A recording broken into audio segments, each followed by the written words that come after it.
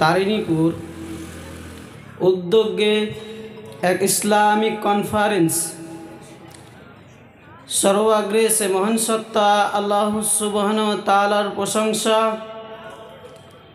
যিনি আমাদেরকে আজকে ইসলামিক কনফারেন্সে উপস্থিত হওয়ার তৌফিক দান করেছেন। তাই সকলে পড়ি আলহামদুলিল্লাহ।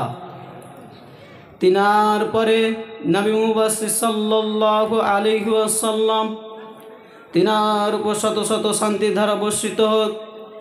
আল্লাহুম্মা আমিন। আল্লাহুম্মা সাল্লি আলাইহি, আল্লাহুম্মা বারিক আলাইহি। সুপ্রিয় দর্শক মণ্ডলী, আপনাদের দৃষ্টি আকর্ষণ করছি, রাস্তাঘাট ছেড়ে দিয়ে আপনাদেরকে দাওয়াত দিচ্ছি, স্টেজে আসেন। এখানে কোরআন এবং সুন্নাহর আলোচনা হচ্ছে। অতএব আপনাদের উপকারের উদ্দেশ্যে এই সেমিনার করা হয়েছে। অতএব রাস্তাঘাট পরিত্যাগ করে কোরআনের মাহফিলে এসে বসুন। সুপ্রিয় দিনী ভাই এবং বোন, আপনাদের উদ্দেশ্যে কয়েকটি জরুরি কথা। আমি কিন্তু বক্তব্য দেব ভাই, সুর করে না, গজল বলবো না। যতক্ষণ ইনশাআল্লাহ থাকব কোরআন এবং সুন্নাহর থেকে আলোচনা করব, একথা মনে রাখবেন। এবং বক্তব্য কেন্দ্র করে আপনাদেরকে প্রশ্ন করতে পারি, এটা মনে রাখবেন যে আপনি বক্তব্য শ্রবণ করলেন, কি উপলব্ধি করলেন, পয়েন্ট টু বি নোটেড। মনে রাখবেন যে আমি এখানে বক্তব্য দিচ্ছি, আপনি বক্তব্য থেকে কি উপলব্ধি করলেন, আপনাদের কাছে প্রশ্ন যাবে। আরেকটি কথা, আজকে আলোচ্য বিষয় বর্তমান সময়ে যুবকদের অধঃপতনের কারণ কি। বর্তমান সময়ে যুবকরা লাঞ্ছিত, অপমানিত কেন? পবিত্র কোরআন এবং সহিহ দৃষ্টিকোণ থেকে অত্র বিষয়ে কি বলা হয়েছে। যদি আমরা কোরআন এবং সুন্নাহর দৃষ্টি আকর্ষণ করি, তাহলে আমরা অবগত হব ইনশাআল্লাহ। যে কথাটি বলতে চাচ্ছিলাম ভাই, আজকে আলোচ্য বিষয়ের নাম কি বলেন? আলোচ্য বিষয়ের নাম কি বললাম? আচ্ছা, যে যুবকরা আজকে বর্তমান প্রেক্ষাপটে তারা লাঞ্ছিত, অপমানিত কেন, আমাদের জানা দরকার আছে কি নাই? অবশ্যই জানা দরকার রয়েছে। কারণ আজকে যুবক সমাজ, ভবিষ্যৎ প্রজন্ম নষ্ট হচ্ছে, আলোচনার প্রেক্ষাপটে আসবে। কিন্তু বর্তমান প্রজন্ম ধ্বংস, ভবিষ্যৎ প্রজন্ম ধ্বংস। যদি আমরা উপলব্ধি করি তাহলে আমরা অবগত হব। এবার আসেন, আমি যে হাদিসটি পেশ করেছিলাম, হাদিস রাবি আনাস, তিনি বলছেন তলাবুল ইলমে ফারিজাতুন আলা কুল্লি মুসলিমিন। প্রত্যেকটি মুসলিম ব্যক্তির উপরে ইসলামের জ্ঞান অর্জন করা কি ফরজ। হাদিস নাম্বার মিসকাতুল মাসাবি, হাদিস নাম্বার 218, সুনানে ইবনে মাজা হাদিস নাম্বার 224, সহিহুল জামে হাদিস নাম্বার 3913। একটি হাদিস 3 জায়গা থেকে রেফারেন্স দিলাম, আপনি দেখতে পারেন। সম্মানিত উপস্থিতি, রাসূল সাল্লাল্লাহু আলাইহি ওয়াসাল্লাম বলছেন তলাবুল ইলমে ফারিজাতুন আলা কুল্লি মুসলিমিন। প্রত্যেকটি মুসলিম নর এবং নারীর উপরে ইলম শিক্ষা করা ফরজ। কি ফরজ ভাই? তো আমাদেরকে ইলম শিখতে হবে কি হবে না? অবশ্যই ইলম শিখতে হবে। তাহলে প্রত্যেকটি ব্যক্তিকে আলেম হতে হবে না, প্রত্যেকটি ব্যক্তিকে মুফতি হতে হবে না, প্রত্যেকটি ব্যক্তিকে মুহাদ্দিস হতে হবে না, প্রত্যেকটি ব্যক্তিকে ফকিহ হতে হবে না, কিন্তু প্রত্যেকটি ব্যক্তিকে ইসলামের জ্ঞান অর্জন করতে হবে। যেমন ইসলামের মৌলিক বিষয়, যেমন আকিদা, মানহাজ, ইমানের আরকান, হালাল হারাম, কিভাবে সালাত আদায় করবেন, কিভাবে সিয়াম পালন করবেন, ইত্যাদি ইত্যাদি মৌলিক বিষয়গুলি আমাদেরকে অবগত হতে হবে প্রত্যেকটি মুসলিম ব্যক্তিকে। আলোচনা কি বুঝতে পারছেন ভাই, না আরও বুঝিয়ে বলবো? কি বললাম? যে প্রত্যেকটি ব্যক্তিকে ইসলামের মৌলিক বিষয় অবগত হতে হবে। অন্যথায় যদি আমরা ইসলামের মৌলিক বিষয় প্রত্যেকটি ব্যক্তি অবগত না হয়, তাহলে আমাদেরকে কিয়ামতের মাঠে জবাব দিতে হবে যে কোনো মূল্যে। যেই দিন কোনো পরিত্রাণ থাকবে না। আপনার হাতে এখনো সময় রয়েছে, আপনি অতি শীঘ্র ইসলামের মৌলিক বিষয় অবগত হন, না হলে কিয়ামতের মাঠের পরিত্রাণ পাবেন না, এটা বলা বাহুল্য যে কোনো মূল্যে। কিন্তু আজকে আমরা জন্মসূত্রে, বাপদাদার সূত্রে আমরা মুসলিম। তো যেখান থেকে আলোচনা ছেড়েছিলাম যে প্রত্যেকটি ব্যক্তিকে ইসলামের মৌলিক বিষয় অবগত হতে হবে, কিন্তু আদৌ কি আজকে আমরা অবগত হয়েছি? একজন মুসলিমকে যদি প্রশ্ন করেন যে 5 ওয়াক্ত সালাতে কি কি দোয়াগুলি পড়তে হয়, আদৌ কি সে পারে?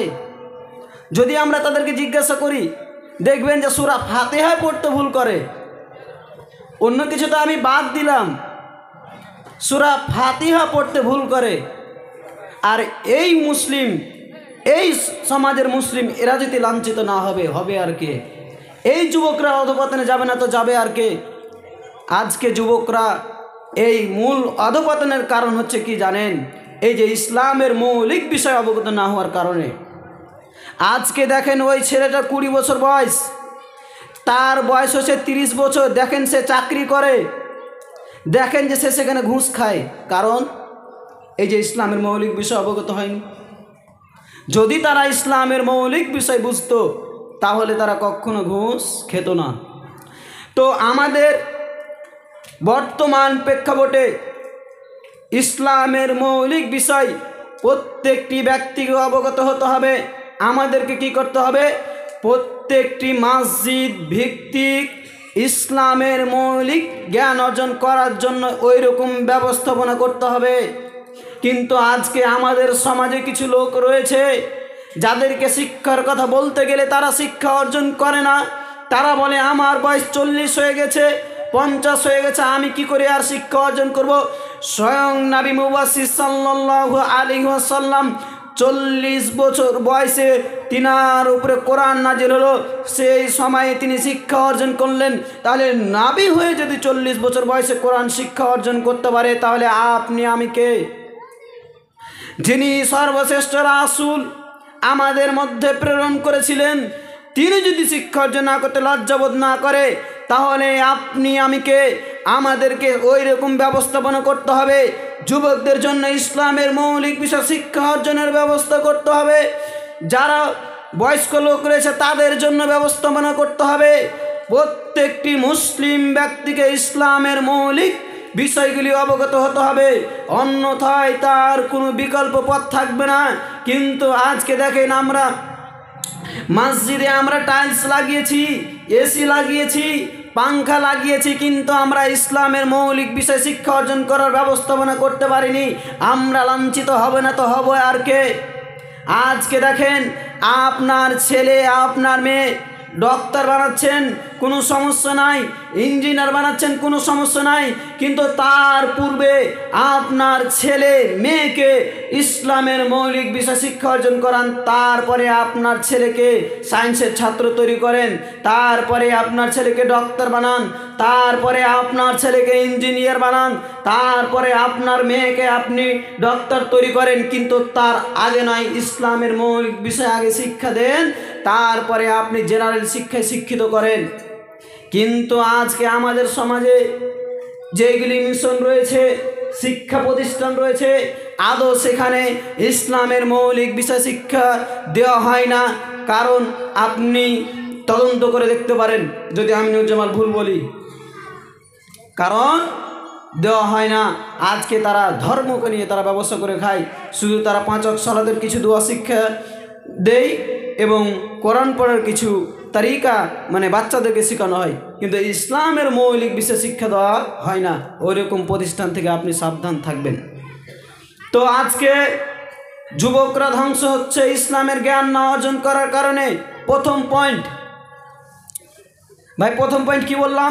যুবকরা কেন ধ্বংস হচ্ছে বলেন ভাই? বলেছি যে প্রশ্ন করবো, উত্তর দিতে হবে। আপনি কি বুঝলেন আলোচনা থেকে? তো আপনারা সবাই জ্ঞান অর্জন করবেন? হাত উঠান তো দেখি, কে কে অর্জন করবেন? সবাই উঠান ভাই, অবশ্যই শিখতে হবে, নাহলে তার বিকল্প পথ থাকবে না। এবার আসেন দ্বিতীয় পয়েন্ট। আল্লাহ তাআলা বলছেন সূরা আল মাইদা সূরা নম্বর 5 আয়াত 90 থেকে 91। আল্লাহ তাআলা বলছেন, ইয়া আইয়ুহাল্লাযীনা আমানু, হে ঈমানদারগণ, ইন্নামাল খামরু, নিশ্চয় মদ। আল্লাহ তাআলা কাদের প্রতি মদ হারাম করলেন এখানে? কাফেরদের উপরে, অমুসলিমদের উপরে, মুশরিকদের উপরে না। কাদেরকে বলছে? আল্লাহ তাআলা বলছেন, ইয়া আইয়ুহাল্লাযীনা আমানু, হে ঈমানদারগণ, তোমরা যারা আল্লাহর প্রতি ঈমান নিয়ে এসেছো, ইন্নামাল খামরু, নিশ্চয় মদ তোমাদের জন্য হারাম করা হয়েছে। আল্লাহ তাআলা বললেন অত্র আয়াতে তোমাদের জন্য মদকে হারাম করা হয়েছে, কিন্তু আজকে মুসলিম যুবক, তুমি নিজেকে মুসলিম পরিচয় দিয়ে রাত 12টা 1টার সময় মদ খেয়েছে, শরাব পান করেছে, তুমি কি করো? উল্টে উল্টে রাস্তা দিয়ে পড়তে যাই। আপনার দিকে যায় ভাই মদ খেতে খেতে? আমাদের দিকে আছে, আপনার দিকে নাই নাকি গো? সবাই আল্লাহর বলি নাকি?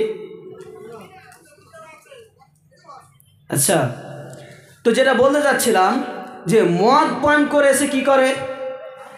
দেখবেন যে যখন সে মদ পান করে তার আকল অর্থাৎ তার জ্ঞানটা হারিয়ে যায়।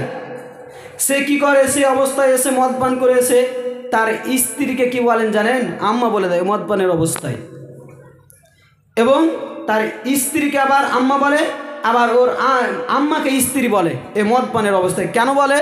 যে যখন সে মদ পান করে তখন তার জ্ঞান থাকে না, তার জ্ঞানটা বিচ্ছিন্ন হয়ে যায়, তার জ্ঞানটা থাকে না। আজকে দেখেন এই মদের ব্যবসা এই মুসলিমরাই করছে, দেখেন আপনি তদন্ত করে। ও অমুসলিমরা তো করছে, কিন্তু আজকে এই যুবকরা আজকে মদের সঙ্গে জড়িত। আজকে তারা দিন রাত তারা এই মদ পান করে। আজকে আমাদের সমাজে কিছু সংখ্যক লোক রয়েছে যারা দেখবেন এই বাথরুমে গিয়ে বিড়ি টানেন। দেখবেন আপনি বাথরুমে বিড়ি পড়ে আছে, সিগারেট পড়ে আছে, দেখবেন আপনি বাথরুমে। এবার যদি তাকে প্রশ্ন করা হয় আপনি বিড়ি সিগারেট কেন খাচ্ছেন, তখন পাল্টা আপনাকে বলবে যে আমি যদি বিড়ি সিগারেট না খাই তাহলে আমার বাথরুম ক্লিয়ার হয় না। আস্তাগফিরুল্লাহ। এর রুচি কত জঘন্য যে সে বাথরুমে গিয়ে সে সিগারেট টানে, সে বিড়ি খায়। এদের লজ্জা শরম বিবেক বুদ্ধি বিদ্যা কিছু নাই। এদের যদি লজ্জা শরম থাকতো এরা কখনো মদ পান করতো না, বিড়ি সিগারেট খেত না। কিন্তু আজকে যুবকরা দেখেন 90% যুবক এই নেশার সঙ্গে আসক্ত। দেখেন এদের শরম লজ্জা নাই, রাস্তার দিয়ে হাঁটতে হাঁটতে যাচ্ছে আর এইভাবে বিড়ি টানতে যাচ্ছে। ভাই এমন কি কোনো প্রাণী দেখেছেন যে যারা খায় এবং পায়খানা করে? কারোর কি জানা আছে? আমার জানা নাই, কিন্তু একটা প্রাণী আছে, ওই যে দুপাইয়া প্রাণীটা, ওই মানুষ, ওই যুবকরা যারা ওই রাস্তা দিয়ে হাঁটতে হাঁটতে যায় খেতে খেতে আর ওই বাথরুমে টানে। এদের লজ্জা শরম থাকলে এরা কি খেতে পারে? আবার ওকে বলেন ওই বাথরুমের মধ্যে তাকে আমি 1 প্লেট বিরিয়ানি খেতে দেবো, সে কি খেতে পারবে? সে কখনো খেতে পারবে না, কিন্তু ওই বেলজ্জা বিড়ি ঠিকই খেতে পারবে। অতএব যুবক, তোমার দৃষ্টি আকর্ষণ করছি, তুমি নিজে যুবক, তুমি দাবি করো আমি মুসলিম, আল্লাহর প্রতি ঈমান নিয়ে এসেছি। আজকে এই সেমিনারে বক্তব্য শুনে আজ থেকে এই বিড়ি সিগারেট গুল খেনি গুটকা মধু রাজনিবাস ইত্যাদি যতগুলো নেশাদার দ্রব্য আছে আজ থেকে পরিবর্তন করতে হবে। কেন যুবক তোমাকে পরিবর্তন করতে হবে? তুমি বলেছো যে আমি আল্লাহর প্রতি ঈমান নিয়ে এসেছি, ওই জন্য আল্লাহ তাআলা বলছেন ইয়া আইয়ুহাল্লাযীনা আমানু ইন্নামাল খামরু, নিশ্চয় তোমাদের জন্য কি হারাম করা হয়েছে? মদ। আল্লাহ তাআলা ঈমানদার ব্যক্তিদেরকে বলছে। এবার আসেন এই হাদিসটা কেন্দ্র করে বলে দিই, নাহলে হাদিসটা শেষ অংশ বলছে, আরও কিন্তু কারণ আছে। এবার আসেন দ্বিতীয় নম্বর পয়েন্ট হচ্ছে আজকে যুবকরা ধ্বংস হচ্ছে এই মদের কারণে। আর যেই ব্যক্তি এই পৃথিবীতে মদ, এই নেশাদার পান করবে, আল্লাহ সুবহানাহু ওয়া তাআলা তাদেরকে জাহান্নামে রাতারাতুল খাবার পান করাবে। রাতারাতুল খাবার কি? ওই যে ওই ব্যক্তি জাহান্নামের শরীরে রক্ত পুজ গোলে যেগুলো বের হয় ওইগুলো ওই ব্যক্তিকে খেতে দিবে, যে ব্যক্তি মদ পান করবে, বিড়ি সিগারেট খেবে এদেরকে। তাহলে যুবক তোমার দৃষ্টি আকর্ষণ করছি, তোমাকে আজ থেকে বিড়ি সিগারেট যে কোনো মূল্যে ছেড়ে দিতে হবে। তুমি মুসলিম, তুমি তোমার রবকে দেখে ভয় করো। আজ থেকে যুবক তোমাকে যেন বিড়ি সিগারেট মদ খেতে যেন না দেখি। ছাড়তে পারবেন তো? আচ্ছা দেখি আজকে যার সাথে এমন কি কেউ আছেন যে বিড়ি খাচ্ছিলেন কিন্তু আজকে এখন বক্তব্য শুনে আর খাবেন না? দেখি এমন কোনো ব্যক্তি আছেন কিনা, হাত উঠান দেখি। ঈমান যদি আপনি যদি সত্যি আপনার রবকে ভয় করে থাকেন, তাহলে আজকের বক্তব্য শোনা থেকে বিড়ি সিগারেট আর মদ আপনি যতগুলি নেশাদার দ্রব্য আছে আর আপনি খাবেন না। না এমন যুবক সবাই আল্লাহর বলি নাকি গো? বিড়ি সিগারেট খায় না নাকি আপনাদের নদিয়া জেলার লোক? আমাদের মালদা জেলার লোক খায়, আপনাদের এখানকার লোক খায় না নাকি? হ্যাঁ, ছাড়তে পারবেন না ভাই? আপনি ছাড়বেন ইনশাআল্লাহ। ভাইয়ের জন্য দোয়া করি, আল্লাহ আপনি ভাইকে দিনের পথে অটল রাখার তৌফিক দান করেন। আল্লাহুম্মা আমিন, জাযাকাল্লাহু খায়র। এবার আসেন দুটো পয়েন্ট আলোচনা হলো। এক, যে আজকে যুবকরা ধ্বংস হচ্ছে ইলম না অর্জন করার কারণে। দুই, নেশাদার দ্রব্যের কারণে। কয়টা পয়েন্ট বললাম ভাই? কি কি?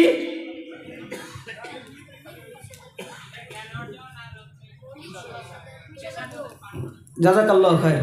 এবার আসেন তৃতীয় নম্বর পয়েন্ট। তৃতীয় নম্বর পয়েন্ট, আজকে যুবকরা ধ্বংস হচ্ছে জুয়া সম্পর্কে। ওই আয়াত যে আমি সূচনাতে পড়েছি, ইয়া আইয়ুহাল্লাযীনা আমানু, হে ঈমানদারগণ, ইন্নামাল খামরু, নিশ্চয় মদ, ওয়াল মাইসির জুয়া। আল্লাহ তাআলা তার পরের অংশে আরেকটি জিনিস হারাম করছে, সেটি হচ্ছে কি? জুয়া। দেখেন আজকে আমাদের সমাজে এই মুসলমানের সন্তানেরা জুয়া খেলে। দেখবেন, আপনাকে আমি দেখাবো। দেখেন এটা হচ্ছে মোবাইল, বাস্তবতা তাস খেলা চলে, ওটা পরে বলছি, এটা মোবাইল। এবার এই অ্যাপসটা, এই মোবাইলের মাধ্যমে আমি কয়েকটা অ্যাপসের নাম বলছি যেগুলো জুয়া খেলে। Rummy circle, My11 circle, Dream11, MPL। এই যে বেলের যে যুবকগুলি তারা টাকা উপার্জন করে, কষ্ট করে টাকা উপার্জন করলো, আর এই মোবাইলের মাধ্যমে টাকাকে ধ্বংস করে নষ্ট করে দিল। চলে এগুলো? চলে আপনাদের এদিকে এগুলো জুয়া? তাস খেলা চলে আপনাদের দিকে? তাস চলে? তাহলে আজকে দেখেন এই যুবকরা, আজকে 90% যুবক আজকে এই Dream11 টিম লাগাতে ব্যস্ত, My11 সার্কেলের টিম লাগাতে ব্যস্ত। তারা রামি সার্কেল বলে একটা জুয়ার অ্যাপস রয়েছে, তারপরে 3 পাত্তি বলে একটা জুয়ার অ্যাপস রয়েছে। আজকে এই বেলের যে যুবক এই জুয়ার সঙ্গে তারা সংযুক্ত, আর জুয়া খেলে অর্থ সম্পদকে নষ্ট করছে। এই যুবকেরা নষ্ট করছে। এই জুয়া খেলে খেলে আজকে যুবক নিজেকে ধ্বংসের দিকে অগ্রসর করাচ্ছে। আজকে যুবক তোমাকে বলে যাচ্ছি, এই নদিয়া জেলাতে বলে যাচ্ছি, আজকে যুবক তুমি যদি তোমার ভিতরে যদি মানুষের পরিচয় থাকে, আজ থেকে তোমাকে যেন কোনো দিন এই মোবাইলের মাধ্যমে যেন জুয়া খেলতে না দেখি। আজকে আমাদের সমাজে কিছু লোক রয়েছে, দেখবেন ওই কবরস্থানের পাশে গিয়ে জুয়া খেলে, দেখবেন যে বাগানের ভিতরে গিয়ে জুয়া খেলে। কিন্তু না, আজকে আমরা এদেরকে যতই বলি না কেন, আল্লাহ তাআলা কি বলছেন পবিত্র কোরআন সূরা আল বাকারার মধ্যে, যে এমন কিছু লোক রয়েছে তারা ঈমানদার দাবি করবে অথচ তারা ঈমানদার নয়। আশ্চর্য! আল্লাহ তাআলা বলছেন তারা বলবে আমি ঈমানদার, অথচ তারা ঈমানদার নয়। আশ্চর্য নয় আয়াতের অনুবাদ শুনে? আজকে যুবক তোমাকে যে কোনো মূল্যে বলছি, আজকে তোমাকে এই জুয়াকে পরিহিত করতেই হবে যে কোনো মূল্যে, না হলে তোমার কোনো বিকল্প পথ থাকবে না। আচ্ছা ঠিক আছে। তো আজকে যে লাস্ট পয়েন্ট, গেমের মাধ্যমে আজকে যুবকরা ধ্বংস হচ্ছে এই গেমের মাধ্যমে। ফ্রি ফায়ার, এই পাবজি, আমাদের সমাজে কিছু বেলজ্জা রয়েছে যারা রাস্তার ধারে বসে এই ফ্রি ফায়ার পাবজি গেম খেলে। এই যে এটা মোবাইল রয়েছে কি না, আমার হাতের দিকে খেয়াল করে, এটা মোবাইল রয়েছে, এইভাবে ধরে নিল আর এইভাবে বলছে বান্দামার বান্দামার বান্দামার চলছে। দেখবেন আপনার বাড়ির ছেলেটাও খেলে, অথচ আপনি পিতা। যুবক তোমাকে বলি শুনেও, তোমাকে আজ থেকে এই free fire PUBG game mobile থেকে ডিলিট করতে হবে। আল্লাহ রাসূল সাল্লাল্লাহু আলাইহি সাল্লাম তিনি বলেছেন, যে ব্যক্তি ফ্রি ফায়ার পাবজি গেম, দাবা, ক্যারাম বোর্ড, লুডো খেললো, তার হাতটাকে শুকরে রাখতে নিমজ্জিত করলো। তাহলে যুবক তুমি বলো, তুমি দিন রাত কয়বার করে ফ্রি ফায়ার পাবজি গেম খেলো আর তোমার হাতটাকে নিমজ্জিত করো? আজকে ওই ছোট ছোট বাচ্চাগুলোও খেলে, দেখবেন 7 বছর 8 বছর বয়স, 10 বছর 12 বছর বয়স, তারাও ফ্রি ফায়ার পাবজি গেম খেলে। আর ওই যে ফ্রি ফায়ার গেমের মধ্যে একটা পুতুল রয়েছে, আর কি করে সে পেস্তুল দিয়ে মারামারি করে, তখন বলছে বান্দামার বান্দাবার। এরা যদি শিক্ষিত হতো তাহলে কি এদেরকে বান্দা বলতো? আসলে কি পুতুলগুলো কি আল্লাহর বান্দা? আদৌ কি পুতুলগুলি আল্লাহর বান্দা? আল্লাহর বান্দাকে আমরা, আমাদেরকে মহান সত্তা আল্লাহ সুবহানাহু ওয়া তাআলা সৃষ্টি করেছে, আমরা হচ্ছে কার বান্দা? আল্লাহর বান্দা। কিন্তু যুবক তুমি কাকে আল্লাহর বান্দা বলতে গেলে? আজকে তোমার মোবাইল থেকে free fire PUBG game delete করতে হবে, যে কোনো মূল্যে তোমার মোবাইলে যেন ফ্রি ফায়ার পাবজি গেম না থাকে, আজ থেকে তোমাকে ছেড়ে দিতে হবে। এবার সর্বশেষ পয়েন্ট দিয়ে আমি আলোচনা শেষ করে দিচ্ছি ইনশাআল্লাহ। আজকে আরেকটি গান বাজনার মাধ্যমে, আজকে যুবকরা শোনো, আজকে মোবাইলে লিড ভরে দিল, আর ভোজপুরি গান, আর সিনেমা, আর হিন্দি সিনেমা, আর বাংলা গান সিনেমা দিন রাত শুনছে তারা এই মোবাইলের মাধ্যমে। যুবক তোমাকে লজ্জা শরম করা উচিত। তুমি মুসলমানের সন্তান, তুমি ইহুদি খ্রিস্টানের সন্তান নয় যে তুমি গান শ্রবণ করবে মোবাইলের মাধ্যমে। কেন তোমার মোবাইলে গান বাজবে? কেন তোমার মোবাইলে গান বাজবে যুবক? এবার আসেন, রাসূল সাল্লাল্লাহু আলাইহি ওয়াসাল্লাম বলেছেন, আমার উম্মতরা যখন 3টি জিনিসকে হালাল মনে করবে তখনই পৃথিবীতে গজব নেমে আসবে। 1, তারা জেনা বা বিচারকে হালাল মনে করবে। 2, তারা নেশাদার দ্রব্যকে হালাল মনে করবে। 3, তারা বাহ্যতন্ত্রকে হালাল মনে করবে, তখনই পৃথিবীতে গজব নেমে আসবে। একটু কিছুদিন পূর্বে মুর্শিদাবাদ জেলাতে শামশেরগঞ্জ থানার অন্তর্গত দেখতে পেলেন যে বাড়িগুলি ভেঙে নদীতে রূপান্তরিত হলো, বাড়িগুলি ভেঙে নদীতে রূপান্তরিত হলো।